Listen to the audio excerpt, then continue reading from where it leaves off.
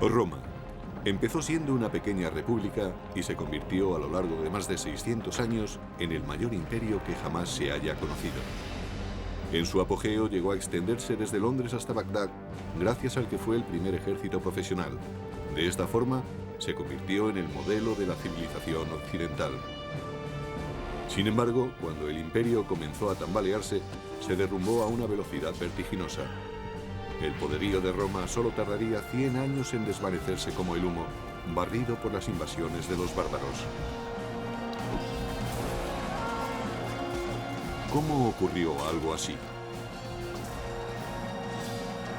El Imperio Romano, la primera guerra bárbara.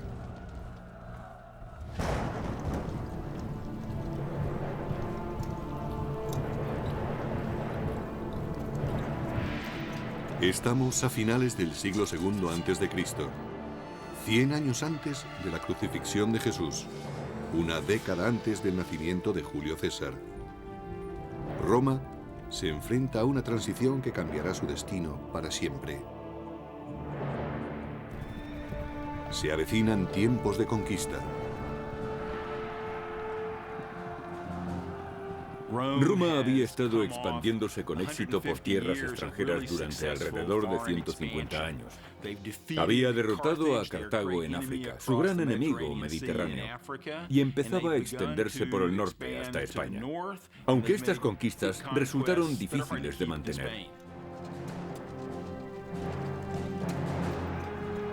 Pero mientras Roma conquistaba un lugar en el mundo mediante brutales campañas, la República se enfrentaba a un cataclismo que forzaría a los romanos a cambiar el sistema senatorial por la dictadura absoluta de un emperador.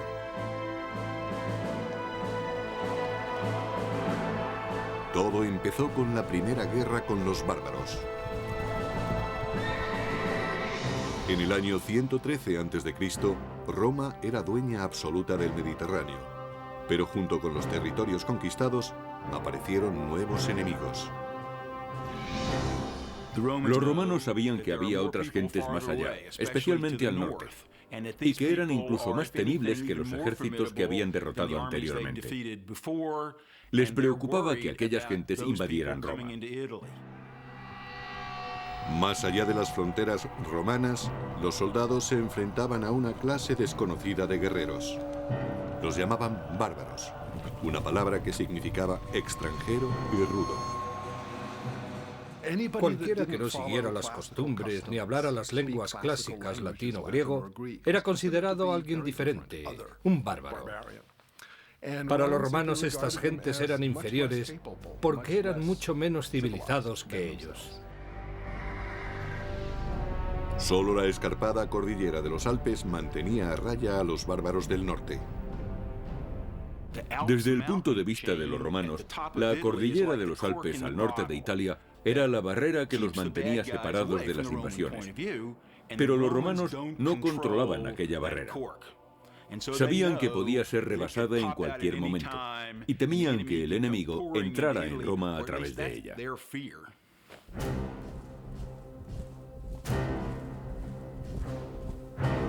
El ejército de Roma hacía guardia contra la amenaza de los bárbaros. Este ejército era una milicia de voluntarios orgullosa de su disciplina, de su entrenamiento y de sus armas. Los soldados romanos de a pie llevaban armadura de metal y cuero, un casco y algo para proteger el pecho. En conjunto, la armadura pesaría entre 25 y 30 kilos, la mitad de su peso corporal. El peso de las conquistas de Roma descansaba sobre los hombros de guerreros endurecidos en combate. Pero en la capital, eran los miembros del gobierno los que recolectaban los beneficios. Roma todavía no era un imperio, sino una república dirigida por el Senado. En la cima política había 2 cónsules electos. Eran los cargos civiles y militares más altos y con mayor poder de Roma. Por encima de todo estaba la dirección del ejército. La seguridad nacional era lo primero. Pero debido a su alta posición, los cónsules ostentaban también un papel muy importante en la política y en la legislación. A pesar de que la República Romana se regía por ideales democráticos, los hombres no nacían iguales. A pesar de que los soldados ganaran numerosas batallas para Roma, jamás podrían aspirar a ser cónsules. El más alto cargo del Estado estaba reservado a familias importantes, como la de Gnaeus Papirius Carbo. Un número muy reducido de familias dominaba las elecciones a cónsul, debido a que en Roma se creía que eran imprescindibles los honores que provenían directamente de personas distinguidas de la sociedad. Al expandirse Roma, los honores dejaron de basarse en el mérito para hacerlo en el dinero. Lo que ocurrió fue que conforme Roma iba conquistando más territorios, más riquezas había en las ciudades del imperio. Y las riquezas ligadas al poder corrompían a ciudadanos y aristócratas por igual. Según se conseguía más poder con las riquezas, más atractivas eran estas para la sociedad romana y más peso tenían en la política. Gracias a su fortuna, Carbo pudo comprarse el puesto de cónsul. El sistema electoral en Roma, a finales de la República, era extremadamente corrupto. Había personas que otorgaban toda clase de prebendas, hacían regalos o simplemente pagaban para conseguir votos. Pero al norte de Europa, una peligrosa tribu desconocida hasta entonces, la de los cimbrios, avanzaba desde sus poblados hacia territorio romano. Sin ningún atisbo de civilización, los cimbrios infundían terror, según relata el antiguo historiador y biógrafo Plutarco.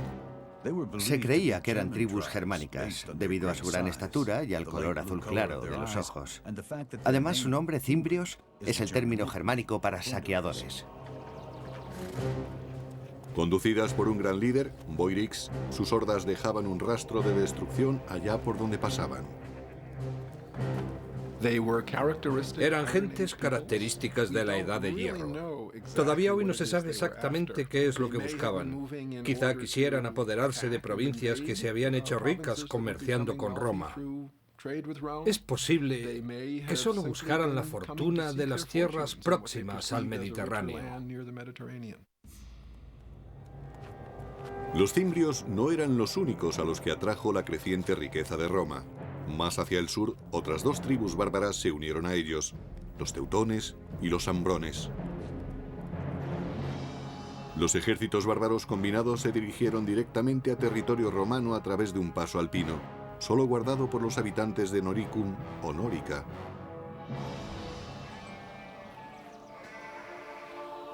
Aunque Nórica no era territorio romano, su proximidad hacía que su gente estuviera fuertemente ligada a la República Romana.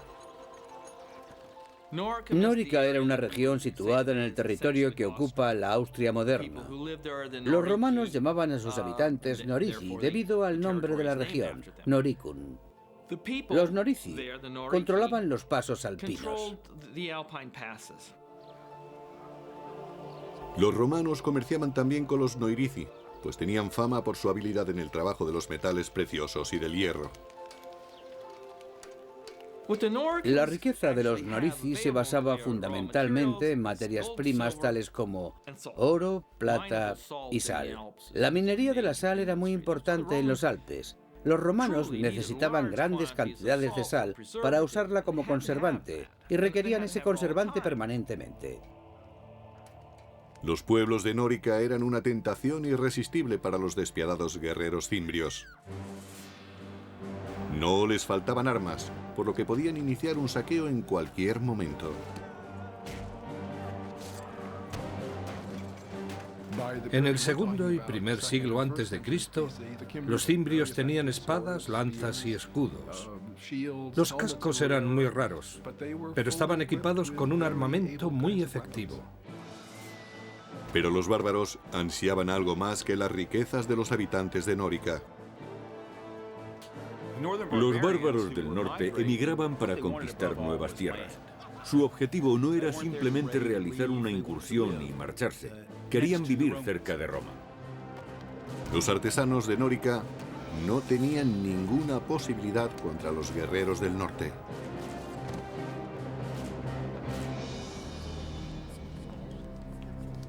Los Norici enviaron un emisario a sus aliados del Senado romano pidiendo ayuda contra los sanguinarios invasores cimbrios. Para ello se dirigieron al aristócrata Carbo, cuyas maniobras políticas habían dado finalmente sus frutos. Ahora ocupaba el puesto de cónsul, el hombre más prestigioso de toda Roma. Carbo ordenó a su ayudante que empezara los preparativos para la guerra. Tenía solo un año para ganar la gloria y la riqueza que da la victoria. Tenía que demostrar sus cualidades de dirigente por medio de un acto viril. Y ese acto viril era hacerse con el éxito en el campo de batalla. Los generales no solo cosechaban para ellos y sus familias, sino para todos los que les seguían.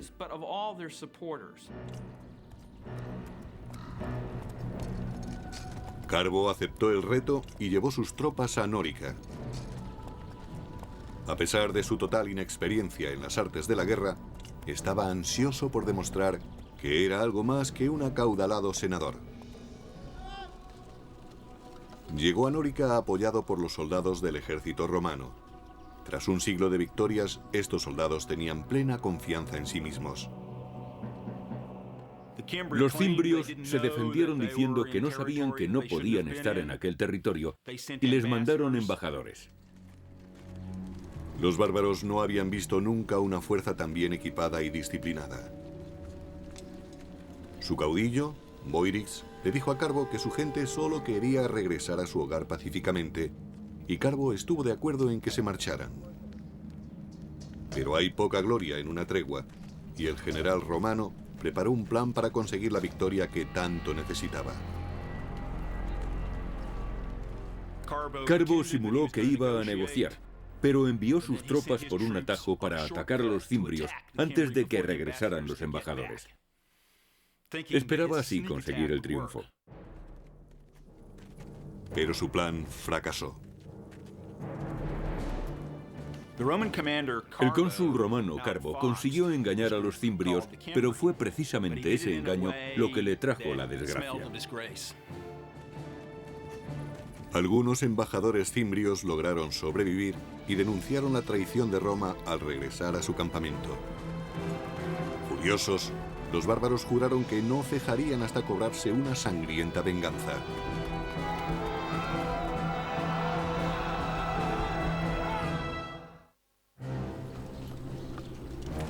En 113 a.C., el general romano Carbo parlamentó en busca de paz con unos violentos bárbaros, los cimbrios, pero finalmente se retractó y asesinó a sus embajadores.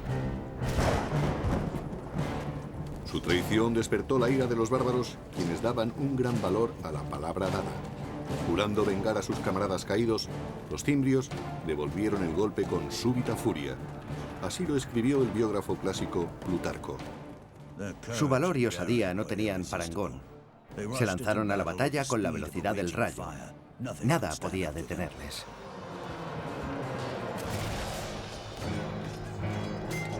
Conducidos por dos caudillos, Boirix de los cimbrios y Teutobocus de los teutones, los bárbaros avanzaron en oleadas incontenibles. Por la arqueología sabemos que disponían de buenas armas, tan buenas como las de los romanos.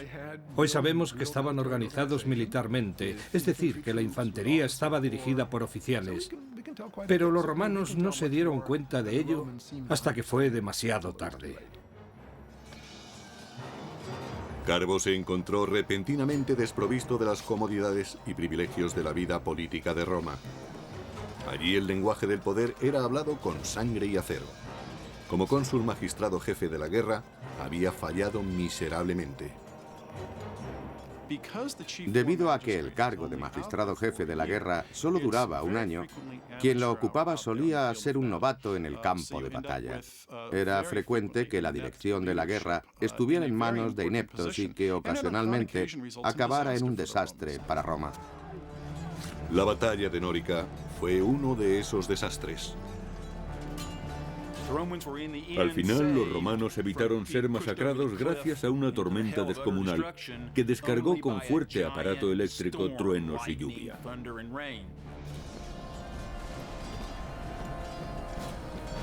Derribado de su caballo, Carbo trató de huir de aquel caos de muerte. Pero escapó de la batalla solo para suicidarse, pues había caído en desgracia ante Roma y ante los ojos de los dioses. Los dioses salvaron a los romanos, pero solo después de que un gran número de ellos hubiera muerto. Dedujeron que los dioses estaban descontentos con el comportamiento de Roma. A pesar de lo ocurrido, los romanos siguieron creyendo que solo los aristócratas podían conducirlos a la victoria. Los romanos creían que lo antiguo era lo bueno y que lo nuevo era peligroso. Por eso los políticos y líderes preferían personas procedentes de una familia con un amplio historial.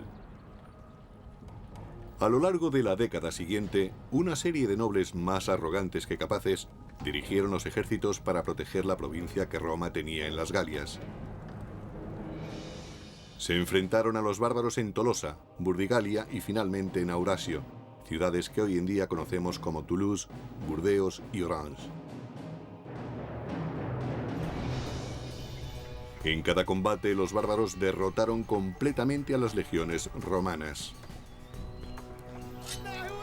Los romanos tenían su propia manera de combatir. En la película Gladiator se muestra una representación perfecta de cuando Roma combatía. Preparaban durante horas el orden de combate y luego se lanzaban al ataque. En contraste, el contraataque de los bárbaros era impredecible y devastador para las filas romanas. Si un soldado de una fila caía abatido, el que estaba detrás de él ocupaba su puesto. Los soldados veían la muerte muy de cerca.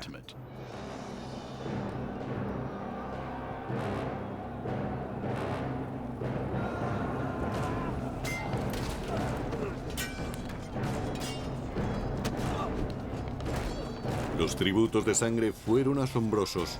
Solo en Aurasio fueron masacrados 80.000 romanos en una tarde.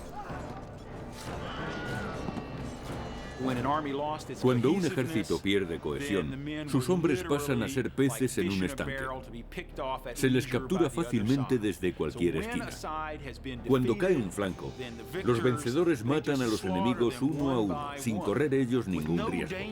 Lo que en principio era una batalla organizada pasa a ser una ejecución en masa.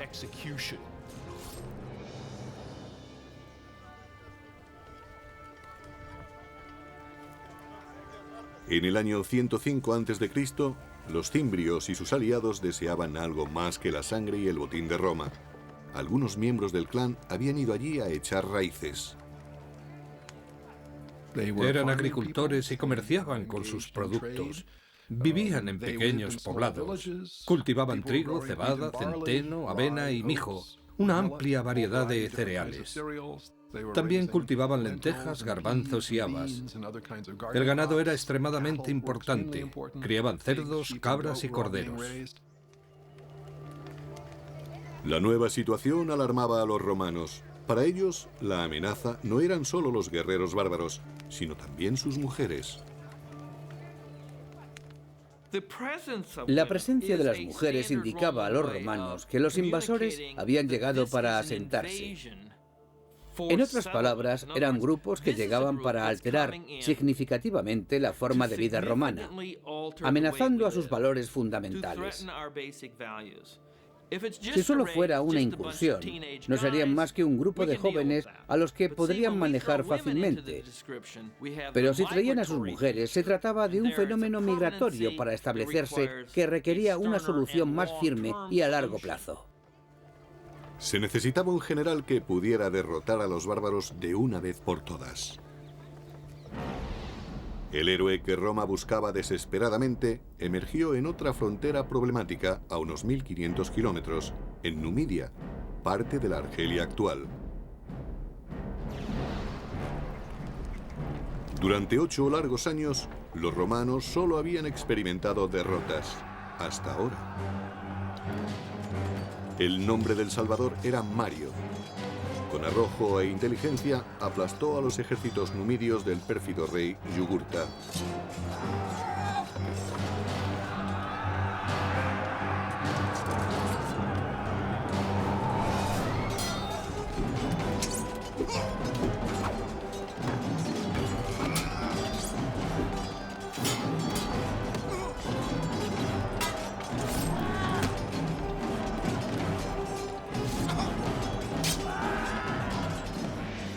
Roma necesitaba grandes soldados, y Mario era el mejor que había tenido.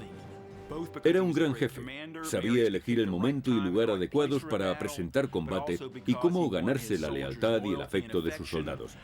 Cavaba trincheras junto a ellos. Comía la misma comida y estaba en mejor forma que ellos, aun siendo los soldados mejor preparados del mundo. Y lo hacía con naturalidad, pues Mario no era ningún aristócrata y hablaba con orgullo de sus orígenes humildes. No sé quiénes fueron mis antepasados, pero puedo enseñar mis medallas y otros honores militares, por no hablar de mis cicatrices, todas ellas ganadas en batalla. Estos son mis títulos de nobleza. Ahora, cuando los bárbaros del norte se acercaban, los romanos recurrieron a Mario, su última esperanza. Al final del segundo siglo a.C., una tribu bárbara muy violenta, los cimbrios, junto con sus aliados los teutones y los ambrones, arrasaron la frontera del norte. Una aterrorizada Roma recurrió entonces a su mejor general, el nuevo cónsul Mario. Era un probado jefe militar, y los romanos no querían fallar ahora contra los teutones y los cimbrios, que habían derrotado ejército tras ejército. Había que resolver inmediatamente el problema enviando a la batalla a un líder capacitado. Pero el gran Mario no podía dirigir sin hombres que le siguieran. Devastada tras una década de guerra, Roma pasaba por una escasez crítica de soldados. Los romanos llevaban años de luchas contra las tribus germánicas, y en esos años, el 113, 109, 107, 106 y 105 a.C., perdieron a muchos hombres en el campo de batalla. Por tanto, se enfrentaban a una terrible crisis. A pesar de una enérgica campaña de reclutamiento, Mario no logró encontrar suficientes terratenientes que quisieran luchar. Para ingresar en el ejército romano en la Alta República había que tener propiedades, recursos, y eso causaba problemas al ejército romano a la hora de conseguir un número suficiente de soldados. La solución de Mario fue tan sencilla como radical. Envió a reclutar soldados entre las gentes pobres que no poseían tierras. Si no había que tener propiedades para ser ciudadano romano, ¿por qué tenerlas para ser legionario? Muchos querían ser soldados, era un buen trabajo y muy emocionante. Brindaba buenas oportunidades para el saqueo, lo que garantizaba vino, mujeres y diversión. Y ofrecía la posibilidad de ver mundo a costa del gobierno. Ocurrió lo mismo que hoy en día en las oficinas de reclutamiento. Mario permitió que cualquiera pudiera ingresar en el ejército, con lo que Roma dispuso de una cantera de hombres mucho más extensa para formar sus legiones. En la sociedad romana convivían muchísimos más pobres que gente de clase media. La vieja guardia medía a los reclutas por sus ganancias. Mario eligió a los suyos por su aptitud para el combate. Si podían enfrentarse a un legionario, podrían enfrentarse a los bárbaros. Al extender la búsqueda de legionarios a todo el proletariado, se consiguió inmediatamente que el soldado corriente dependiera aún más del éxito del jefe. Se suponía que el general debía mantener a los soldados que trabajaran bajo sus órdenes y ser generoso con ellos. Atraídos por la promesa de ganar riquezas, surgió una nueva clase de soldados romanos.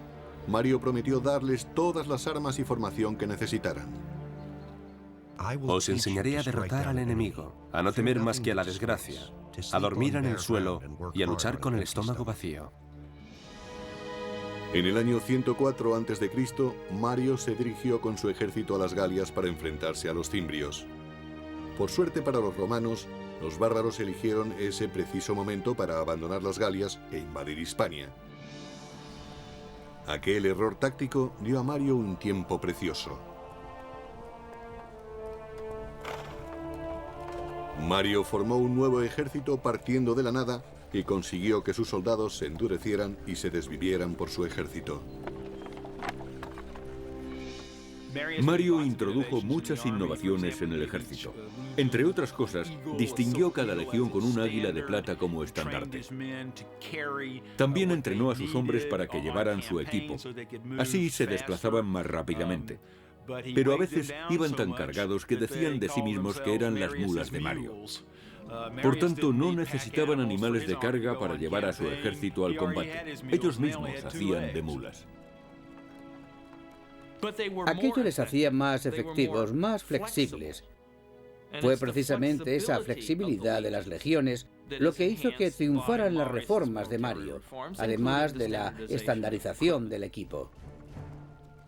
Bien equipados y unificados en espíritu, los soldados de Mario estaban listos para luchar, pero aún no habían sido probados en combate.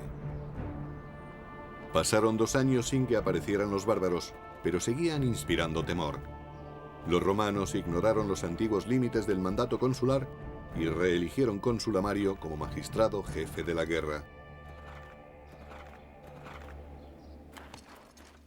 Para resolver parte del problema de la amenaza del norte, le dieron a Mario un mando extraordinario en los años 104, 103, 102, 101 y 100 para que siguiera siendo cónsul. Lo reeligieron una vez tras otra. Finalmente, la amenaza fantasma se hizo real en el año 102 a.C. Los cimbrios, teutones y ambrones partieron del norte y del oeste en dirección hacia Roma. Mario construyó una fortaleza cerca de Aurasio y envió otro destacamento para proteger Nórica. Sobre todo, debían proteger los accesos alpinos a Roma. Al cabo de unas semanas, la mitad de la horda de teutones y ambrones rodeaban el fuerte de Mario. Una visión terrible, según Plutarco. Sus tropas parecían infinitas. Su visión era espantosa. Su forma de hablar y sus gritos no se parecían a nada que hubieran oído antes. Sin embargo, Mario obligó a sus soldados a fijarse en ellos y a aprender. Mario era un militar brillante. Conocía la vida, la forma de pensar y la psicología de los soldados. Mario hizo que la República Romana confiara en que podían derrotar a los bárbaros más fieros del mundo. La fortaleza se mantuvo, y aunque los teutones y los ambrones no pudieron pasar, una fuerza de 150.000 hombres se dirigió hacia el sur en busca de otro paso entre los montes. Los romanos les siguieron a la distancia, sin prisas, esperando el momento y el lugar oportuno.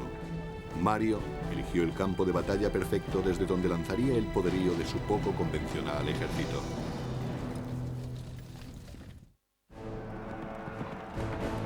En el año 102 a.C., miles de bárbaros se dirigían a Roma. El gran general romano Mario persiguió a los teutones y ambrones mientras trataban de encontrar un paso entre los Alpes. Trasladó a sus soldados desde su fortaleza de Aurasio a Aquae-Sextiae, la actual Aix-en-Provence de Francia.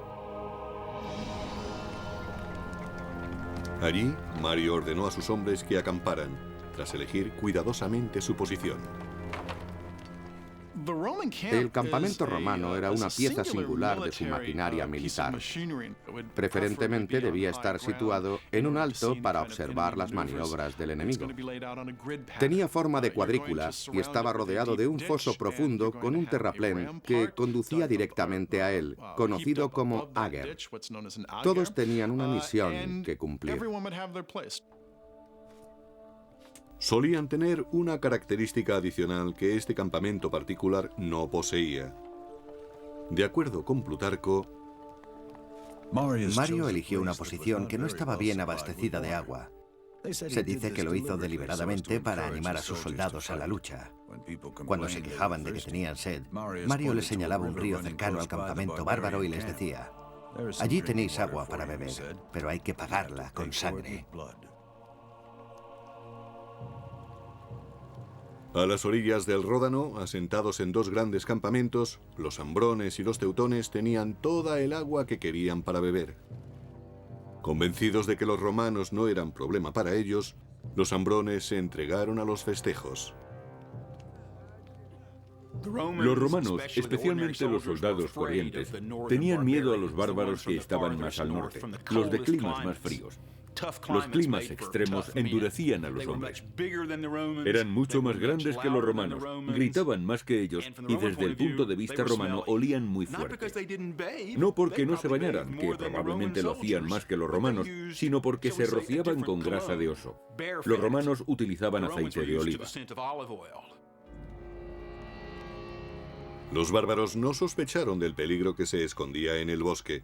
Un pequeño contingente de soldados enviados por Mario les acechaba.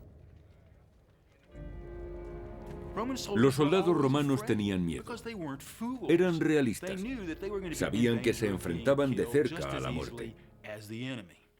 Ellos, al igual que sus enemigos, no mataban a distancia.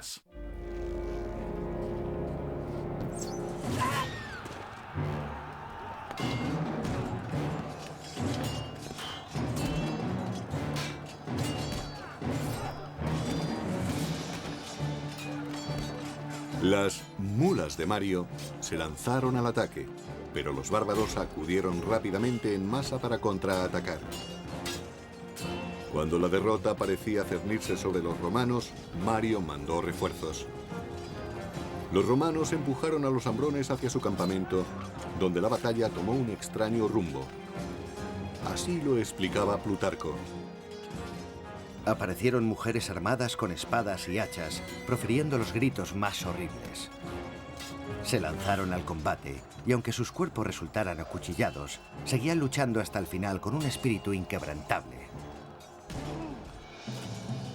Las mujeres bárbaras siempre iban al campo de batalla. Algunas veces, en vez de luchar, empujaban los carros detrás de los hombres. Para impedir que se retiraran, los bloqueaban. Las mujeres tenían tal sentido del honor y de la libertad que creían que era mejor morir luchando que escapar.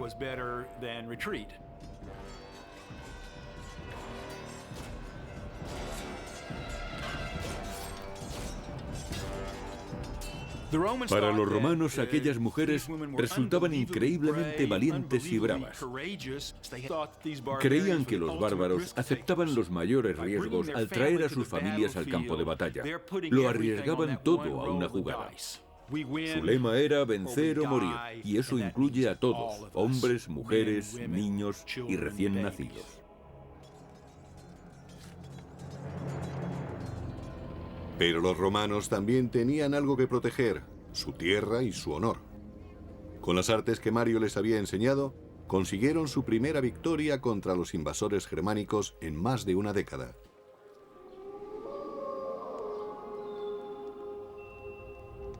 En su campamento, Mario se preparaba para el ataque de represalia que sin duda lanzaría Teutobochus, rey de los teutones. En Aquae Sextiae se enfrentó a una situación táctica realmente difícil. Como de costumbre, el enemigo era muy superior a los romanos.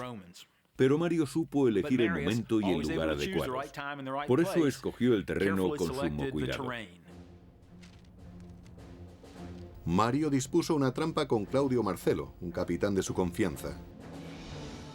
Marcelo y otros 3000 hombres entraron en los bosques por detrás del campamento teutón y se mantuvieron allí escondidos hasta que empezó el combate.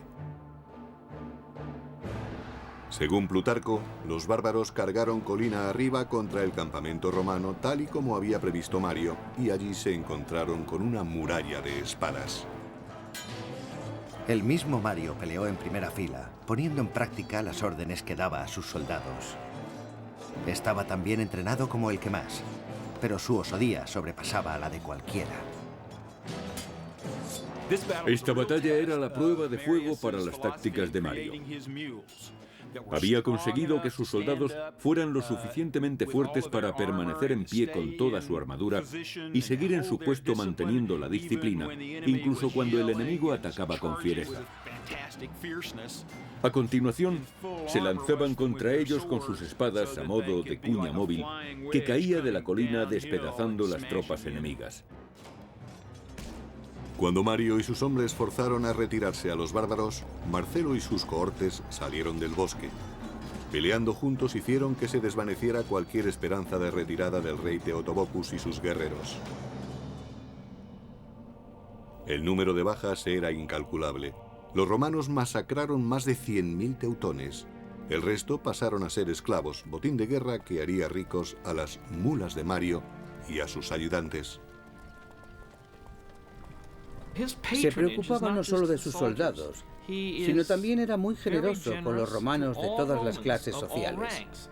Mario, al monopolizar el poder desde las alturas, se convirtió en un ejemplo a seguir, incluso para la clase senatorial. Animados por la fiebre bárbara, los romanos eligieron de nuevo a Mario para el puesto más importante de Roma. Sería cónsul durante un quinto periodo, algo que no tenía precedentes. Tenían tanto miedo de que los bárbaros cruzaran los pasos de los Alpes no controlados por los romanos y que destruyeran y saquearan Roma, que la política fue dejada a un lado. Pero Roma no estaba a salvo aún. Mario había derrotado solo la mitad de las hordas bárbaras. Los cimbrios, los más temibles, todavía acampaban por su cuenta.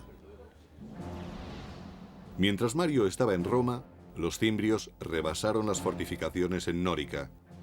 El enemigo había traspasado al fin las fronteras de Roma y cabalgaba por la llanura del Po. Pero solo un hombre tenía el valor y la inteligencia necesarias para resolver esta nueva crisis, el cónsul Mario. En el año 102 a.C., las mulas de Mario masacraron la violenta tribu de los teutones en el sur de las Galias, destruyendo la mitad de la fuerza bárbara. Pero entonces la tribu de los cimbrios cruzó los Alpes austríacos. Desde Roma, Mario se dirigió rápidamente a la llanura del Po, jurando eliminar a los bárbaros para siempre. Cuando Mario llegó al campamento romano, los cimbrios mandaron un mensajero. No querían atacarles, sino presentar una demanda. Los cimbrios dijeron a Mario que no querían pelea. Estaban allí porque deseaban tierras, como las que había recibido su tribu vecina al otro lado de los montes de Francia. Al parecer, los cimbrios no sabían nada de la derrota de sus camaradas teutones. Entonces Mario, con una sonrisa sarcástica, les dijo: «No tenéis que preocuparos. Vuestros hermanos ya tienen sus tierras, y estamos deseosos de daros las mismas tierras a vosotros». Con eso quería decir que les darían una fosa. Incrédulos, los cimbrios pidieron pruebas. Así lo explicaba Plutarco. Mario, fingiendo solemnidad, les dijo: «Vuestro amigo está aquí, no os vayáis sin saludarlo». Y ordenó que Teutobokus, rey de los teutones, fuese llevado ante él cargado de cadenas. Mario no firmó ningún tratado con los cimbrios y su enviado se marchó jurando vengar a su aliado vencido. A pesar de la reciente victoria de Mario contra los bárbaros, los romanos seguían en franca inferioridad numérica frente a los guerreros del norte. Con una batalla en perspectiva, el gran general ordenó sacrificar un animal. Los romanos siempre hacían un sacrificio antes de entrar en combate, para saber si los dioses estaban de acuerdo con su plan bélico. Eso no garantizaba la victoria, pero les daba esperanzas. Los romanos creían seriamente en los presagios. La fe de los romanos era su escudo frente a la abrumadora superioridad del enemigo. Al término del siguiente día se produciría un sacrificio de sangre y esa sangre estaría en manos de los dioses. Mario examinó las entrañas del carnero buscando un signo y encontró que los cielos le favorecían.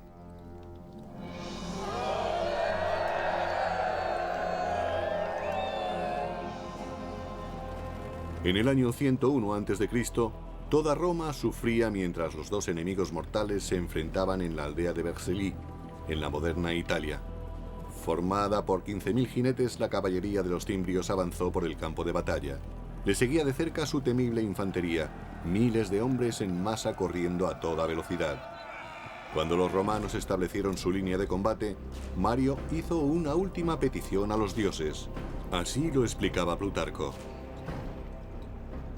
Mario lavó sus manos y las alzó al cielo, jurando ofrecer un sacrificio de 100 bestias si conseguía hacerse con la victoria.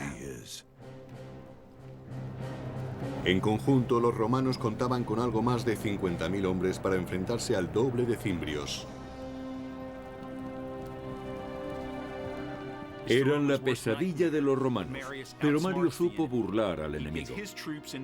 Situó sus tropas de forma que el sol saliera por detrás de sus soldados, para que cuando estuviera en el cenit, se reflejara en las armaduras y éstas proyectaran destellos.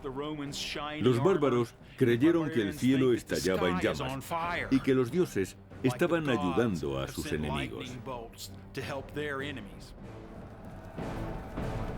Notando la súbita ansiedad de los cimbrios, los romanos atacaron.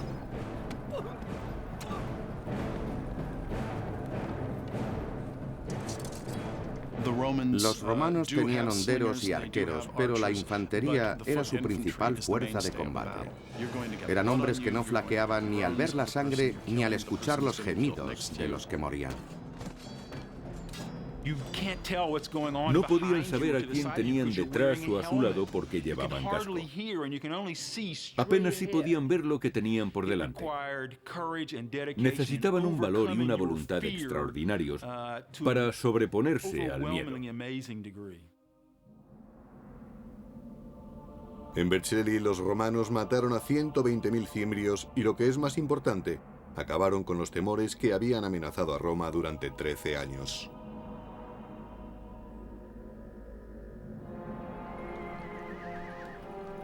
Tras la guerra, Mario volvió a Roma convertido en héroe. La multitud lo ensalzó como salvador de la República. A pesar de la vieja ley que no permitía ser cónsul 2 veces consecutivas, fue aclamado nuevamente para el puesto. Al hacerse de nuevo con el poder para el pueblo, Mario se acercaba cada vez más al concepto de jefe absoluto, el emperador.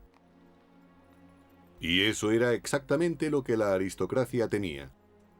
Desaparecido el peligro de los bárbaros, muchos nobles se declararon abiertamente hostiles a Mario. Para permanecer en el poder, Mario tenía que buscar apoyos, y para ello acudió a políticos corruptos, partidarios del soborno y el asesinato. Desgraciadamente, Mario no supo elegir bien a sus aliados. En el terreno político, Mario no era decisivo, ni tenía la perspicacia que había tenido en combate con las lanzas y las espadas. Celoso de otros potenciales líderes militares, Mario ordenó asesinar a muchos de sus rivales. Bajo el mandato de Mario, la violencia se impuso al debate a la hora de dilucidar diferencias políticas. El general había salvado a Roma, solo para recortar el poder de la República. Sin embargo, Mario nunca perdió el afecto popular. En el año 86 a.C., poco antes de su muerte, le volvieron a elegir para un extraordinario 7º mandato consular. Dejó un legado de poder en manos de los militares y un legado de apoyo popular para el hombre que ostentara ese poder. Supuso un punto de inflexión que cambiaría el equilibrio de poder. En lugar de controlar el sistema consular entre varias familias, lo haría un único jefe militar. A partir de ese momento, el poder del dinero y el respaldo popular serían usados tanto como apoyo como para amenazar a los enemigos políticos. Y eso, al final, acabó convirtiéndose en un problema para la gobernabilidad de Roma. Cuando el imperio comenzaba a deslizarse lentamente hacia la dictadura, Roma entraría en un periodo de injusticia política y en una guerra de la que jamás se libraría.